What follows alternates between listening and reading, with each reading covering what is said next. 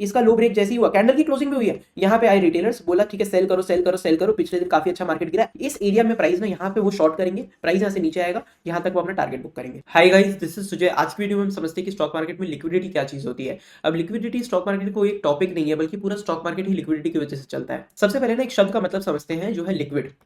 इसका क्या मतलब आप लोग को समझ में आता है? दो इंसान को पकड़ते हैं, एक ए एक बी। ए के पास बहुत ज्यादा हो सकता है कैश हो या फिर अकाउंट में बैलेंस हो। एक बी है जिसके पास बहुत ज्यादा प्रॉपर्टी है, या फिर गोल्ड है या फिर स्टॉक्स है। ठीक है। अब किस बंदे को आप कहोगे कि उसके पास लिक्विड पैसा है? इसको, राइट।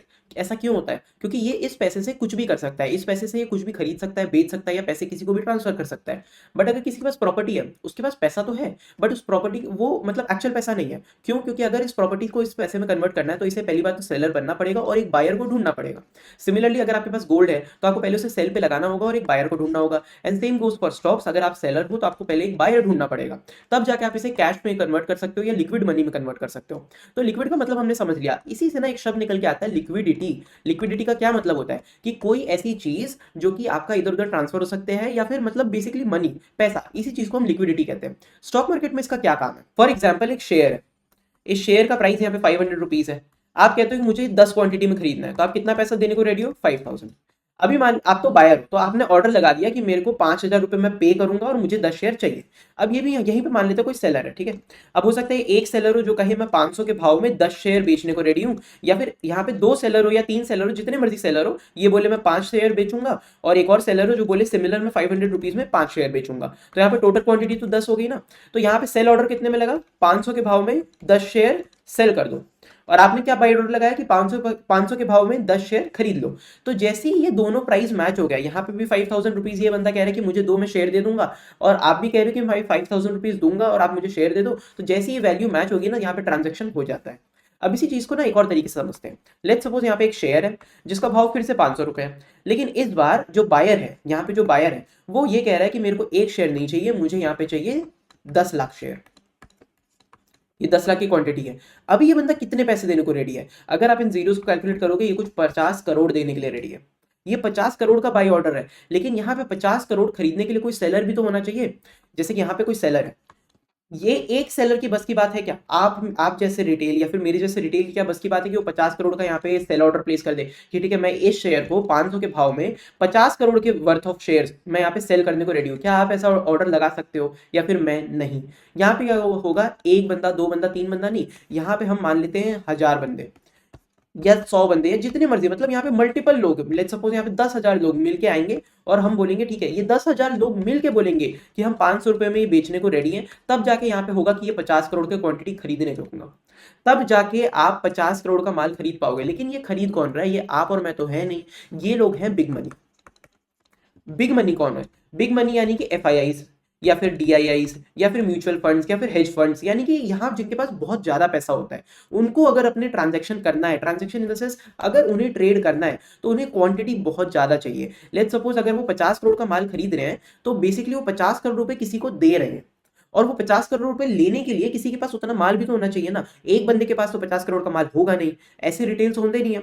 तो क्या यहाँ पे बहुत सारे लोग आएंगे, मिल के बेचेंगे और बोलेंगे ठीक है हम सबका माल है, हम सब अपना माल 50 करोड़ में बेचने को राजी है, और ये उन सबको, ये मान लेते हैं पूल ऑफ पीपल है, पूल बोलेंगे इसे, ठीक है। बहुत सारे लोग हैं यहाँ पे, ये 50 करोड़ रुपए इन सबको दे देगा और ये सब मिलके अपनी अपनी क्वांटिटी इन्हें दे देंगे। इस तरीके से बिग मनी का पैसा काम करता है। और ये 50 करोड़ तो फिर भी मैं छोटा अमाउंट बोल रहा हूँ, यहाँ पे 500 करोड़, 1000 करोड़, इस तरीके से बातें होती है, ठीक है। अब हम ये चीज समझ चुके हैं कि लिक्विडिटी क्या चीज होती है, लेकिन लिक्विडिटी हमारी ट्रेडिंग में कैसे काम आ सकता है। इसके लिए ना आपको दो चीजें समझनी है। सबसे पहली कि मार्केट में अगर कभी भी एक बिग मूव आना है, या फिर मार्केट को अगर मूव करना है, तो उसके लिए मार्केट को लिक्विडिटी चाहिए। बिना लिक्विडिटी के, अगर लिक्विडिटी नहीं है मार्केट में, तो बिग मूव भी नहीं आएगा।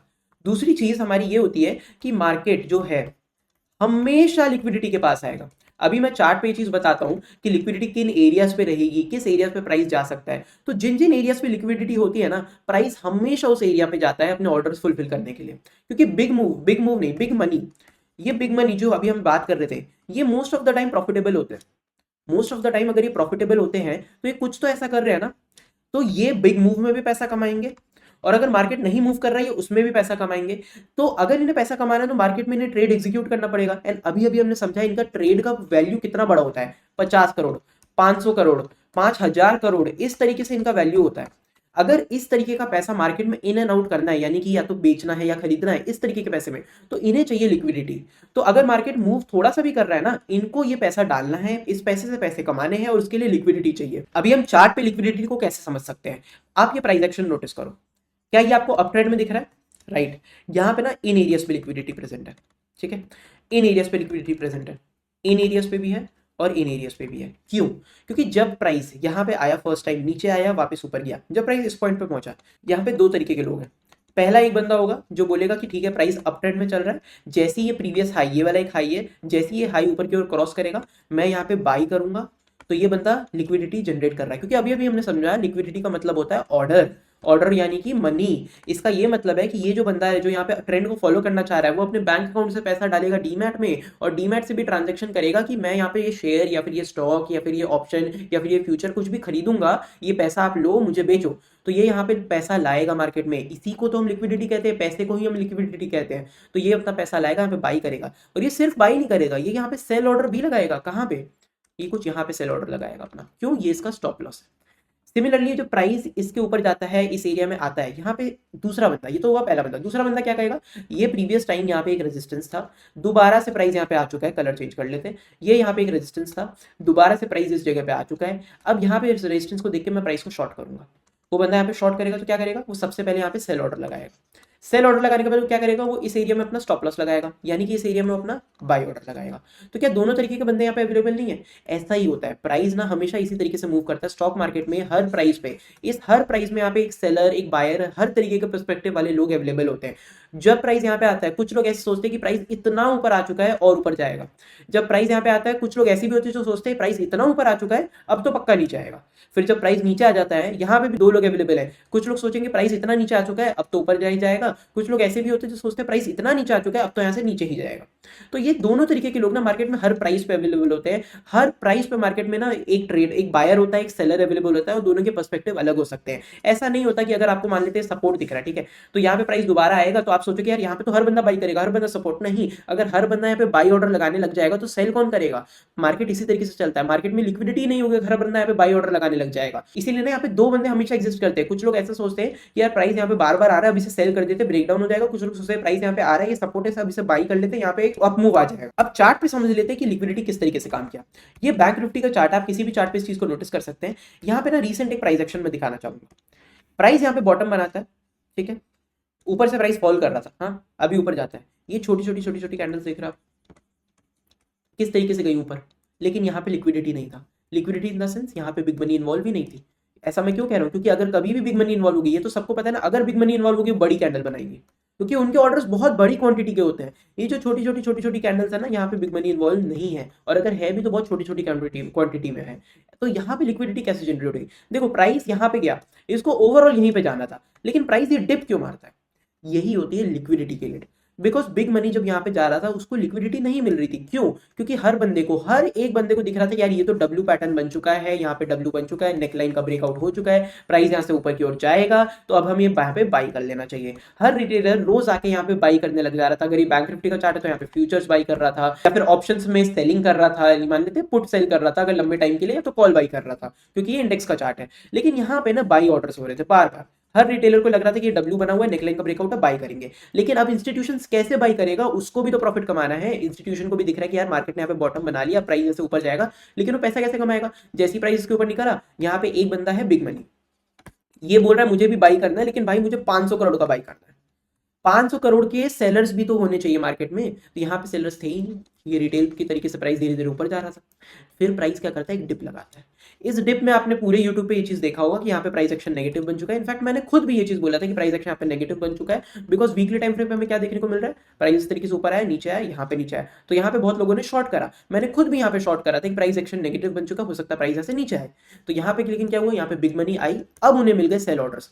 अब जब हर रिटेल को पता है कि यहाँ पे प्राइस नेगेटिव हो चुका है, वो क्या करेगा, वो यहाँ पे अपने सेल ऑर्डर्स प्लेस करना शुरू करेगा कि प्राइस यहाँ से नेगेटिव हो चुका है, मैं यहाँ पे सेल करूंगा। तो रिटेलर्स ने क्या किया, जैसे ही ये कैंडल बनी यहाँ पे, तो लोगों ने यहाँ पे सेल करना शुरू कर दिया। अगले दिन प्राइस नीचे आता है, यहाँ पे लोगों ने सेल करना शुरू कर दिया। अगर आप बहुत क्लोजली ऑब्जर्व करोगे ना, पिछले दिन का लो भी ये कैंडल ब्रेक होता है, और जैसे ही ब्रेक होता है तुरंत से एक शार्प बाइंग आती है और प्राइस ऊपर की ओर क्लोज कर देता है। यहाँ पे क्या हुआ, क्योंकि ये जब इतने सारे लोग, यहाँ पे मल्टीपल लोग हैं, यहाँ पे मान लेते हैं 5 लाख लोग हैं, 5 लाख लोगों ने बोला कि हम करेंगे सेल। यहाँ पे क्या आपको 50-500 करोड़ का ऑर्डर नहीं मिल जाएगा, सेल ऑर्डर? अगर यहाँ पे हम रिटेलर सबके सब मिल के यहाँ पे बोले हम सेल करने वाले हैं, तो यहाँ पे इंस्टीट्यूशन आया, उसने बोला ठीक है तुम सबका जितना भी सेल ऑर्डर है ये मैं ले लेता हूँ और मैं यहाँ पे बाई ऑर्डर्स प्लेस करता हूँ। हमने बोला हम 500 करोड़ मिल के हम लोग बेचेंगे। एक इंस्टीट्यूशन आया, उसने बोला ठीक है मैं 500 करोड़ खरीदूंगा। सो इस तरीके से यहाँ पे जो बिग मनी आया उसको यहाँ पे सेल ऑर्डर्स मिले, उसने अपने बाई ऑर्डर्स प्लेस करे एंड फाइनली ये जो प्राइस यहाँ पे था, यहाँ से लेके यहाँ तक का जो प्राइस था यहाँ पे उसने प्रॉफिट कमाया। क्योंकि आप देखोगे ना प्राइस इसी लेवल पे आ चुका है, इसी नेकलाइन पे आ चुका है, ये प्राइस दोबारा से इसी लेवल पे आया है। बिग मनी को यही तो पैसा चाहिए था कि भाई जब यहाँ से ब्रेकआउट हो तो मैं यहाँ पे कमाऊंगा। उन्होंने यहाँ पे अपनी पोजीशन बनाई, अब आगे प्राइस किस तरीके से मूव करेगा वो अपना प्रॉफिट कमाएंगे, बिकॉज अब वो इन्वॉल्व हो चुके हैं। तो अब आपको देखने को मिलेगा यहाँ पे बड़ी बड़ी कैंडल्स बन रही है। सिमिलरली ना और पीछे चले जाते हैं, यहाँ पे मार्केट में एक टॉप बना है, प्राइस यहाँ पे डायरेक्टली ऊपर जा रहा था, प्राइस हर बार जाता है पुल बैक देता है ऊपर जाता है, पुल बैक देता है ऊपर जाता है, यहाँ पे प्राइस नीचे आ जाता है। अभी मान लेते हैं ना ये चीज बिग मनी, बिकॉज आपको ये चीज तो समझना होगा कि बिग मनी को ऑलरेडी ना बहुत सारी चीजें पता होती हैं। यहाँ पे ऑलरेडी बिग मनी के पास बहुत सारी इन्फॉर्मेशन भी होती है एंड वो बहुत ज्यादा अच्छे होते हैं मार्केट को प्रिडिक्ट करने में, मार्केट को एनालाइज करने में कि कब मार्केट एक सेल साइड मूव दे सकता है या बाई साइड मूव दे सकता है। तो मान लेते हैं कोई बिग मनी है, उसने ऑलरेडी प्रिडिक्ट या फिर एनालाइज कर लिया है कि यहाँ पे प्राइस जब आएगा इस एरिया में प्राइस ना यहाँ पे वो शॉर्ट करेंगे, प्राइस यहाँ से नीचे आएगा, यहाँ तक वो अपना टारगेट बुक करेंगे। तो उन्होंने क्या किया मैं बताता हूँ। प्राइस जब यहाँ से गया फर्स्ट टाइम नीचे आया, एक कैंडल बना के दोबारा नीचे आया, यहाँ पे आपने यूट्यूब पे सुन लिया होगा कि अब सेल करो सेल करो सेल करो, प्राइस ऊपर जाता है, लेकिन इन्हें ऑर्डर्स नहीं मिला। जैसे ही प्राइस अपना पिछला हाई ब्रेक करता है, डायरेक्ट यहाँ पे गैप अप ओपन हुआ है, आप ये चीज देखो यहाँ पे इसके ऊपर डायरेक्ट गैप अप ओपन हुआ है। यहाँ पे बिग मनी ने क्या किया, अपने सारे के सारे सेल ऑर्डर्स प्लेस करना शुरू करे। इन्होंने डाला सेल ऑर्डर, बोला मैं यहाँ पे लेट्स सपोज 500 करोड़ का सेल करना चाहता हूँ। 500 करोड़ खरीदने के लिए कितने रिटेलर चाहिए? बहुत सारे रिटेलर ने सोचा अरे फिर से ऑल टाइम हाई, जैसे यहाँ पे हाई लगाया ब्रेक किया मूव, यहाँ पे हाई लगाया था ब्रेक किया फिर से मूव, तो यहाँ पे जो हाई लगाया फिर से ब्रेक किया, इस बार मूव नहीं किया, इस बार यहाँ पे प्राइस यहाँ पे हंट किया उन सबका स्टॉप लॉस, बिकॉज यहाँ पे उनका स्टॉप लॉस रहा हुआ है, यहाँ पे उन्होंने बाई ऑर्डर लगाया था, मिलके रिटेलर लोगों ने यहाँ पे बाई ऑर्डर लगाया। हम सब ने बोला कि यार ये मार्केट फिर से एक ऑल टाइम हाई लगाने वाला है, हम यहाँ पे खरीद लेते हैं। तो ये बिग इंस्टीट्यूशन ने बोला ठीक है तुम खरीदना चाहते हो मैं बेच देता हूँ, ये लो 500 करोड़ का माल। हमने ये खरीद लिया, इन्होंने ये बेच दिया एंड प्राइस ओवरऑल नीचे आया। हमने यहाँ पे लॉस बुक किया, लेकिन इन्होंने इस पूरे मूव में अपने सेल साइड पोजीशन बना के प्रॉफिट कमाया। अब ये चीज कहना बहुत ही खराब होगा कि बिग मनी हमेशा रिटेलर्स को स्टॉप लॉस हंट करती है। हाँ एक्चुअली में ऐसा ही होता है, बट उनका इंटेंशन ये नहीं होता है। मार्केट का याद है मैंने आपको सेकंड रूल बताया था। अभी तो मैंने आपको क्या डिस्कस किया, मैंने बिग मूव डिस्कस किया ना कि जब भी प्राइस में बिग मूव आना, एक लिक्विडिटी, जैसे यहाँ पे लिक्विडिटी हंट हुआ, प्राइस यहाँ को ऊपर जाना था, यहाँ तक प्राइस पहुंचना था, यहाँ पे लिक्विडिटी हंट हुआ। और एग्जाम्पल देख लेते हैं, प्राइस को जब यहाँ से नीचे आना था, ब्रेकडाउन देना था, प्राइस यहाँ से लेके यहाँ तक आना था, डायरेक्टली नहीं आया, प्राइस यहाँ से आया, इसको लिक्विडिटी नहीं मिली, प्राइस ऊपर गया, दोबारा से जैसे यहाँ पे ऊपर गया, यहाँ पे लोगों ने क्या किया, अरे बाय ऑन डिप, प्राइस तो ऊपर जा रहा है, रिकवर कर रहा है। जैसे ही प्राइस इस पॉइंट पे हिट करता है दोबारा से सेलिंग आती है और प्राइस एक गैप के साथ इतने बड़ी स्ट्रॉन्ग सेलिंग आ जाती है और प्राइस नीचे आ जाता है। तो इसी तरीके से ना क्या होता है कि हमारा रिटेलर्स का स्टॉप लॉस हिट होता रहता है, बिकॉज हम ये सोचते हैं कि प्राइस डायरेक्टली मूव करेगा, लेकिन ये चीज कहना बिल्कुल सही नहीं है। अगर आप प्राइस एक्शन को ढंग से एनालाइज करोगे ना तो आप ये सारे मूव्स ऑलरेडी एनालाइज कर सकते हो एंड ये चीज मैं अपनी डेली एनालिसिस में बताता भी हूँ। तो मैं ये कहना चाह रहा हूँ कि आप बिग मनी हमेशा ही रिटेलर्स का स्टॉप लॉस लेती है, यस वो लेती है, बट उनका वो इंटेंशन नहीं है। मैंने याद है आपको सेकंड चीज बताया था, आपको सेकंड चीज क्या क्या याद रखना है कि हमारा जो मार्केट है वो हमेशा लिक्विडिटी वाले एरिया में जाएगा, बिकॉज मार्केट मूव ही नहीं कर सकता उसके बिना। अगर मार्केट को ये मूव दिखाना है, आप एक बार ना इसे इस पर्सपेक्टिव से मत देखो कि कोई आपका पैसा खा रहा है, आप एक बार इसको मार्केट के पर्सपेक्टिव से समझो कि अगर प्राइस को यहां से लेके यहां तक जाना है तो ये अगर ऊपर की ओर जा रहा है यानी इसको कोई ना कोई बाई करके ले जा रहा है, राइट? तो कोई बाई करेगा तो कोई सेलर भी तो अवेलेबल होना चाहिए। और अगर इसको बहुत बड़ा मूव, बहुत बड़ी बड़ी कैंडल बनानी है, यानी कि बहुत ज्यादा इंटेंसिटी पे कोई बंदा यहाँ पे बाई करना चाहिए, और बहुत ज्यादा इंटेंसिटी पे कोई बंदा बाई कर सकता है, वो तो कौन है? वो बिग मनी है, वो इंस्टीट्यूशन है। और कौन बहुत ही बड़ी क्वांटिटी में कौन इसको सेल करेगा जब ये लोग बाई करेंगे? वो कोई बिग मनी नहीं है, वो हम ही लोग हैं जो मिल के यहाँ पे सेल करेंगे। तो इस तरीके से नहीं प्राइस मूव करता है, यहाँ पे कोई आपका पैसा खाने के लिए नहीं बैठा, मार्केट मूव भी इस तरीके से करता है। अभी मैं एक चीज और दिखाता हूँ आपको, थोड़ा सा छोटे प्राइस एक्शन पे चलते हैं। यहाँ पे आप ध्यान देना, अभी मैंने आपको daily time frame back Nifty का चार्ट दिखाया था, यहाँ पे क्या आपको रेजिस्टेंस दिख रहा है? बिल्कुल, यहाँ पे रेजिस्टेंस आया, यहाँ पे भी रेजिस्टेंस, प्राइस फॉल फॉल, ये छोटा सा फॉल। अब ये देखो आप यहाँ पे लिक्विडिटी खत्म हो रही है, क्योंकि फर्स्ट टाइम प्राइस ऐसी आया फॉल, सेकंड टाइम उससे छोटा फॉल, थर्ड टाइम और छोटा फॉल, लेकिन प्राइस जैसे ही इसके ऊपर निकलता है विक बनाता है। ये आपको छोटी सी विक दिख रही है यहाँ पे, इस विक में क्या हुआ, जैसे ही इस रेजिस्टेंस का ब्रेकआउट होता है ना इस विक में, बिकॉज ब्रेकआउट में बहुत सारे लोग एक्साइट होते हैं और वो लोग यहाँ पे बाई करना शुरू कर देते हैं कि यार इतना बड़ा रेजिस्टेंस था, हम जैसे रिटेल लोग क्या करते हैं यहाँ पे बाई करेंगे और यहीं पे उनका स्टॉप लॉस हिट होता है, रिटेल आता है और इस छोटे से मूव में पैसा कमा लेता है। अभी मैं एक चीज आप लोग को बताना चाहूंगा कि आप लिक्विडिटी हंट से कैसे बच सकते हो। लिक्विडिटी हंट यानी कि कैसे आप इन सब स्टॉप लॉस से बच सकते हो, उसका सिर्फ एक ही रूल है कि आप यहाँ पे बिग टाइम फ्रेम को फॉलो करो, बिग टाइम फ्रेम BTF। क्यों? अभी मान लेते हैं यहाँ पे हमारा एक डेली चार्ट है, ठीक है, यहाँ पे हमारा डेली चार्ट है और ये मान लेते हैं हमारा 15 मिनट का चार्ट है, राइट। अब डेली चार्ट पे एक स्ट्रॉन्ग कैंडल, ग्रीन कैंडल इस तरीके से बनी है, हाँ, प्राइस इस तरीके से यहाँ पे मूव कर रहा था, यहाँ पे एक स्ट्रॉन्ग कैंडल बनती है। क्या इस एरिया में हम एक सपोर्ट मार्क करेंगे? यस, ये हमारा एक सपोर्ट होगा। अभी 15 मिनट में यहाँ पे एक कैंडल बनी है, ये भी बुलिश कैंडल बनी है, ये वहाँ पे भी प्राइस इस तरीके से मूव कर रहा था, बट यहाँ पे क्या हमारा सपोर्ट होगा? यस, यहाँ पे भी सपोर्ट होगा। कौन सा सपोर्ट ज्यादा स्ट्रॉन्ग होगा आप ये बताओ? ये डेली टाइम फ्रेम का सपोर्ट ज्यादा स्ट्रॉन्ग होगा। ऐसा क्यों होता है? मैं आपको यहाँ पे एक एग्जांपल देता हूँ। लेट्स सपोज आपके पास एक घर है, आपको उस घर को बेचना है, हाँ। अभी आपको अगर इस घर को, एक घर को बेचना है, आप कितना टाइम लोगे? आप बोलोगे, मान लेते अगर 1 करोड़ का घर है आपको दिल्ली में बेचना है, तो आप इसमें समय लोगे कि आप यार 2 महीना, 3 महीना, 4 महीना, कितना भी टाइम लग सकता है, आप इसको बेचोगे, डिपेंडिंग कि सेलर कितनी जल्दी आता है। मैं अगर आपको बोलूं कि आपको एक नहीं 100 घर बेचने हैं, यानी कि आपको 100 करोड़ का माल बेचना है, अब आप कैसे पकड़ोगे? अब आप क्या 3-4 महीने में आपका ये काम हो जाएगा? नहीं, प्रोबेबिलिटी है कि अब आपको 3-4 महीने में हो सकता है यहाँ पे 100 करोड़ का माल अगर आपको बेचना है तो यहाँ पे 2 से 3 साल भी लग जाए। क्या मतलब हुआ इसका? कि अगर बड़ा ऑर्डर है, बड़ा ऑर्डर यानी कि बड़ा ऑर्डर अगर इन्वॉल्व है तो आपको ज्यादा टाइम लगेगा। सिमिलरली अगर प्राइस डेली टाइम फ्रेम यानी कि पूरे दिन में, पूरे 6, साढ़े 6, 7 घंटे के अंदर अगर ऊपर जा रहा है, तो यहाँ पे एक बड़ा ऑर्डर है, बहुत बड़ा पैसा लगा है।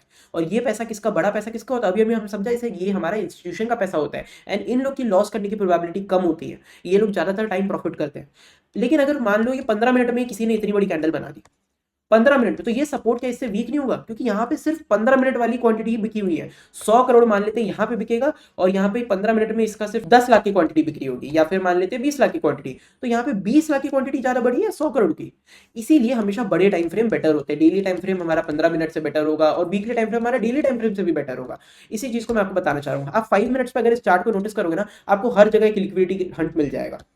जैसे कि मैं आपको यहाँ पे दिखाता हूँ, ये एरिया मैंने आपको दिखाया कि यहाँ पे एक रेजिस्टेंस था, जैसी प्राइस के ऊपर निकलता है लिक्विडिटी हंट, प्राइस तुरंत नीचे। ठीक है, थोड़ा सा यहाँ पे देखते हैं, प्राइस यहाँ पे कंसोलिडेशन फेज में मूव कर रहा था, राइट। यहाँ पे एक सपोर्ट चल रहा था, क्या होता है इस सपोर्ट का नीचे की ओर ब्रेक होता है, प्राइस ऊपर की ओर जाता है, लिक्विडिटी हंट, और ऊपर की ओर प्राइस होता है। क्यों? क्योंकि जैसी प्राइस यहाँ पे नीचे आया, इस ब्रेकडाउन में लोगों ने सेल किया, रिटेलर्स, लोग यानी रिटेलर्स, यहाँ पे रिटेलर्स ने करा सेल, तो यहाँ पे बिग मनी आया, बिग मनी बोला अच्छा तुम बेचना चाह रहे हो, लाओ मैं खरीद लेता हूँ, उन्होंने करा बाय, ऑर्डर्स हो गया एग्जीक्यूट, और अब बिग मनी की तरफ ही मूव चला गया।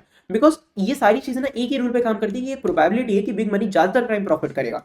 थोड़ा सा पीछे चलते हैं, यहाँ पे नोटिस करते हैं क्या होता है। यहाँ पे इस एरिया में प्राइस को यहाँ पे नीचे आना था, राइट, लेकिन अब इस एरिया से प्राइस यहाँ पे ऊपर जाना था। बिग मनी को ऑलरेडी बात पता था, क्या किया, प्राइस नीचे आया, अगले दिन यहाँ पे खुलता है और इसका लो ब्रेक होता है। इसका लो ब्रेक जैसे ही हुआ, कैंडल की क्लोजिंग भी हुई है, यहाँ पे आए रिटेलर्स, बोला ठीक है सेल करो सेल करो सेल करो, पिछले दिन काफी अच्छा मार्केट गिरा है, आज भी मार्केट गिरेगा, बिग मनी आया, तुम्हें बेचना है, लाओ मैं खरीद लेता हूँ, प्राइस यहाँ पे वो बाई करता है एंड प्राइस डायरेक्टली ऊपर, हम सबका स्टॉप लॉस हिट हो गया एंड बिग मनी ने फिर से यहाँ पैसा कमा लिया। और ये 5 मिनट का टाइम फ्रेम है, इसलिए आपको बहुत ज्यादा ये चीज दिखेगी। और थोड़ा सा पीछे चलते हैं, आप इस चीज को किसी भी एरिया में देख सकते हो। यहाँ पे अगर प्राइस को फॉल करना था तो प्राइस ने यहाँ पे पहले रेजिस्टेंस का ब्रेकआउट किया है, मैं इसको अर्ली टाइम फ्रेम पे दिखाता हूँ। ये चीज देखो, यहाँ पे एक रेजिस्टेंस था, बहुत इंपॉर्टेंट रेजिस्टेंस था ये, यहाँ पे इनफैक्ट साइकोलॉजिकल लेवल भी था जो कि था 51,500 के आसपास का। प्राइस ने क्या किया, इस दिन जाता है ऊपर के दिन क्लोज कर देता है, यहाँ पे डेली टाइम फ्रेम पे क्लोजिंग हो जाती है, अगले दिन गैप डाउन ओपन होता है एंड प्राइस यहाँ से डायरेक्ट नीचे। क्यों? यहाँ पे लिक्विडिटी हंटी थी, एंड इस चीज को मैंने अपने डेली एनालिसिस में भी बताया था कि एक पॉसिबिलिटी की एक लिक्विडिटी हंट हो, प्राइस यहाँ से डायरेक्टली नीचे आया। ठीक है, और पीछे चल लेते हैं, यहाँ पे अर्ली टाइम फ्रेम पे ही नीचे देख लेते हैं। यहाँ पे हमारे पास एक रेजिस्टेंस है, इस एरिया में एक रेजिस्टेंस था, जब प्राइस इसके ऊपर गया, फर्स्ट टाइम आया फॉल, सेकंड टाइम बहुत बड़ा फॉल, थर्ड टाइम छोटा सा फॉल, जब यहाँ पे फॉल की इंटेंसिटी कम होने लग गई, तब यहाँ पे पैसा कैसे आएगा? बिकॉज यहाँ पे अब सेलर्स वीक होने लग गए, जिसका ब्रेकआउट कराया गया, बिग मनी ने इसका ब्रेकआउट कराया, यहाँ पे आए बायर्स, वो एक्टिव हो गए कि यार ब्रेकआउट हुआ, बाई कर लेते हैं, बाई कर लेते हैं। यहाँ पे आए फिर बिग मनी, उन्होंने बोला ठीक है मैं, तुम लोग बाई करना चाहते हो, मैं सेल करूंगा, प्राइस उसी डायरेक्शन में गया। तो मैं यही चीज डिस्कस कर रहा हूँ कि अगर आप छोटे टाइम फ्रेम पे अपने सपोर्ट और रेजिस्टेंस ड्रॉ करोगे तो यहाँ पे आपकी चांसेस है कि आप बार बार स्टॉप लॉस हिट होगा आपका। क्या ये डेली टाइम फ्रेम पे नहीं होगा? हाँ, ये डेली टाइम फ्रेम पे भी होगा। तो इसका सोल्यूशन क्या है? अब इसका सोल्यूशन ना टेक्निकल एनालिसिस में है ही नहीं। ऐसा क्यों बोला जाता है कि सिर्फ टेक्निकल एनालिसिस से आपका पैसा बन ही नहीं सकता? क्या टेक्निकल एनालिसिस काम नहीं करता? नहीं, टेक्निकल एनालिसिस बहुत अच्छे तरीके से काम करता है, लेकिन पैसा इसलिए नहीं बनता ना बिकॉज हम सोचते हैं कि हमें लॉस को अवॉइड करना है। अब ये चीज ना लिक्विडिटी से रिलेटेड नहीं है, बट ये ट्रेडिंग में बहुत काम आने वाली है, तो आप इसे ध्यान से सुनना। आपको लॉस को अवॉइड नहीं करना है, आपको हमेशा लॉस को बुक करना है, छोटे लॉस को। मार्केट इज नॉट अबाउट कि आप राइट हो या रॉन्ग, एक बंदा अगर राइट है या फिर आप रॉन्ग हो, इसके बारे में मार्केट नहीं है। आप ये मत डरो कि मैं गलत हो जाऊंगा, मेरा लॉस हो जाएगा या फिर मेरा स्टॉप लॉस हिट हो जाएगा, कुछ भी ऐसा नहीं नहीं नहीं। आप इस बात पे रहो कि अगर मैं सही हूं तो मैं 10 रुपए कमाऊंगा यहाँ पे या 100 रुपए कमाऊंगा, और अगर मैं गलत हूं मैं सिर्फ 10 रुपए गवाऊंगा। लेकिन फिर भी टेक्निकल लेवल्स पे हम किस तरीके से एक फॉल्स ब्रेकआउट, जैसे अभी मैंने जितनी भी कंडीशंस आपको दिखाए हैं उसमें कुछ ना कुछ ऐसा हो रहा है, जैसे यहाँ पे रेजिस्टेंस से ब्रेकआउट हुआ, ब्रेकआउट फेल हो गया, यहाँ पे नीचे की ओर आया प्राइस, यहाँ पे भी रेजिस्टेंस ब्रेकआउट हो, ब्रेकआउट फेल हो गया। तो इस चीज को मैं डिस्कस करना चाहता हूँ कि ब्रेकआउट से बचे कैसे। जैसे यहाँ पे एक रेजिस्टेंस प्राइस इसके पास आता है, ऊपर की ओर निकलता है, यहाँ पे एक ब्रेकआउट दिखाता है, यहाँ पे लिक्विडिटी हंट होती है, बिकॉज बायर्स कहते हैं कि चलो बाई करते हैं, बिग मनी कहता है अच्छा तुम लोग बाई करना चाहते हो हम सेल करते हैं, ये करते हैं लिक्विडिटी हंट, प्राइस ऐसे नीचे आ जाता है। सिमिलरली यहाँ पे एक रेजिस्टेंस है, कई बार ऐसा होता है प्राइस इसका ब्रेकआउट देता है और बहुत तेजी तरीके से ऊपर की ओर शूट आउट कर जाता है। तो हम कैसे इस फेक ब्रेकआउट से बच सकते हैं और कैसे एक जेन्युइन ब्रेकआउट को आइडेंटिफाई कर सकते हैं, इस चीज को समझने के लिए मेरी ये वाली वीडियो जाके चेकआउट करें।